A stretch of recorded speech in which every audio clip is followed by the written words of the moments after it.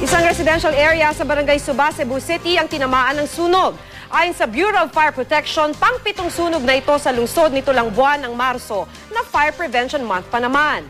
Makibalita tayo live kay Alan Domingo ng GMA Cebu. Alan? Bakas dito sa Barangay Suba, Cebu City ang iniwang pinsala ng sunog na umabot sa 73 bahay kaninang umaga. Nasa lumang fish port sa Pasig, Cebu na nanatili ngayon ang nasa 400 families na nasunugan.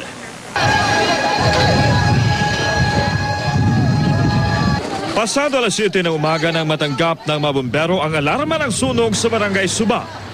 Dinatna ng mga bumbero ang mga residente na halos hindi na magkamayaw sa pagsalba ng kanilang mga gamit.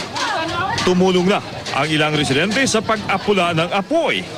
Sa laki ng sunog, naubusan ng tubig ang isa sa mga fire truck.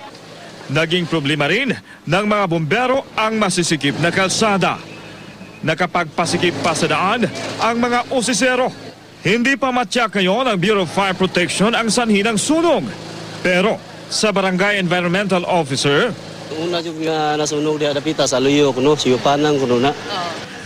Tinatayang nasa 1.1 million pesos ang halaga ng ari-ariang nasira ng sunog. Nagpapagaling na ang 3 residenteng nasugatan sa mga sumabog na salamin dahil sa sunog.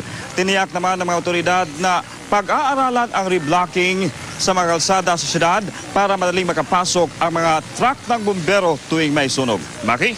Maraming salamat sa iyo, Alan Domingo, live mula sa Cebu City.